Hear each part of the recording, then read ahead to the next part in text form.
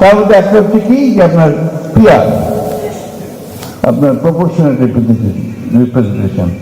এটা তো আমাদের দেশের লোক এখন জানে না, জিজ্ঞেস করে পিআর এটা কি ভাই, এটা আমরা ঠিক জানি না এটা কি। আসলে বিষয়টা তাই, এই সংস্কারও বোঝে না, যদিও ওটা আমরা অবশ্যই চাই যে সংস্কার হোক।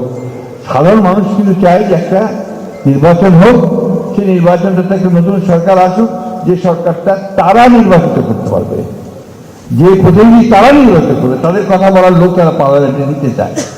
এটা খুব সহজ হিসাব, খুব বড় হিসাব নেই এর মধ্যে। আপনি দেখুন গণতন্ত্রের সূচিকা গাছ বলি আমরা ইংল্যান্ডে এখানে অনেকে আছেন, প্রায় ইংল্যান্ড থেকে পড়াশোনা করে এসেছেন। এখানে তো এত সমস্যা নাই, এমনকি ভারতবর্ষ পর্যন্ত এত সমস্যা নাই। তো এই যে আপনার বিষয়গুলো তৈরি করা হচ্ছে, কেন এই বিতর্কগুলো তৈরি করা হচ্ছে, কেন এর পেছনে কি আপনি যদি মনে করেন যে এমনি করা হচ্ছে, তারা এর পেছনে একটা বিশেষ উদ্দেশ্য আছে। সেই উদ্দেশ্যটা সেই একেবারে ফিরে যাবেন, সেই উদ্দেশ্যটা সেই একেবারে ফিরে চলে যাবেন এরশাদ সাহেবের ক্ষমতা দখল করার থেকে। এই দেশে গণতন্ত্রকে চলতে দিতে চায় না।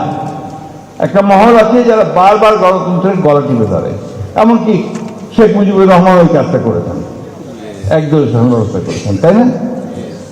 সুতরাং আমরা খুব পরিষ্কার কথা আমাদের যে আমরা একটা লিবারেল ডেমোক্রেসি চাই। আমরা চাই যে আমাদের দেশের জনগণ তার ভোটের অধিকার ফিরে পাক, তার ভোটের অধিকার সে ভোট দিক, ভোট দিয়ে তার প্রতিনিধি সে নির্বাচিত করুক, পার্লামেন্ট তৈরি হোক, সরকার তৈরি হোক, তারা চালাবে 5 বছর।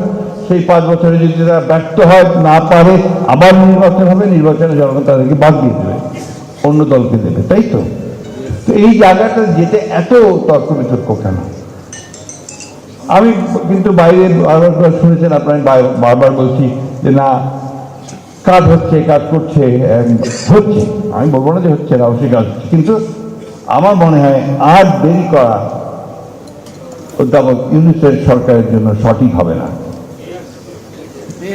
ফেব্রুয়ারি শুরুতে ডেডলাইন, এর পরে হলে আপনি যে সম্মান নিয়ে এসেছেন এবং সমগ্র বিশ্বে আপনার যে সম্মান, সেই সম্মান ক্ষুণ্ণ হবার সম্ভাবনা থাকবে।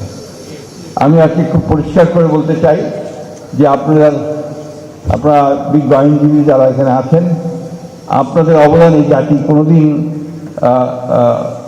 ভোলা উচিত নয়, এবং যে স্বীকৃতি দেওয়াটাই সবচেয়ে বড় প্রয়োজন। কারণ এই আন্দোলন আমরা করেছি আপনাদেরকে সঙ্গে নিয়ে, সামনে নিয়ে, আপনারা পাশে থেকেছেন বলে আন্দোলন করতে সক্ষম হয়েছে। একদিন আসলে এখন নয়, প্রতিবারই আপনারা সেটা করেছেন। তো সুতরাং আপনাদেরকে ওই কথা ভাবছেন কেন, বারবার যখন আপনারা বলছেন যে আপনাদের মূল্যায়নের প্রশ্ন, মূল্যায়নটা আমরা করেছি আপনাদের সঙ্গে থেকে সবসময়, এবং সেই মূল্যায়ন আমরা করতেই থাকবো। এই কথা আগে তো আপনি দেখেন, আগে বেশিরভাগ লয়াররাই পার্লামেন্টে যেতেন। এই এক্সট্রাচার আসার পরে, আসিন আসার পরে না আপনার এটা সব অন্যান্য লোকজন এসে ঢুকে পড়েছে, 70% ব্যবসায়ী এসে পড়েছে। তো এই জায়গাটা এখন আসবে, নিশ্চয়ই দেখবেন যে আপনারাই বিজ্ঞ মানুষ যারা তাদের সামনে আসবেন, যোগ্য মেধাবী মানুষের সামনে আসবে। তো একটা কথা আমি আপনাদেরকে বলি, খুব সতর্ক থাকতে হবে। আমরা কিন্তু খুব একটা আপনার সূক্ষ্ম তারের উপর দিয়ে যাচ্ছি, কিন্তু চারদিকে আপনার আমার চেয়ে ভালো জানেন, চারদিকে একটু খোলা রাখেন, চোখ কান খোলা রাখেন, দেখবেন কতগুলো ঘটনা ঘটছে, যে এই ঘটনাগুলো আলামত ভালো না। এদিকে একটু লক্ষ্য রাখতে হবে সরকারকে।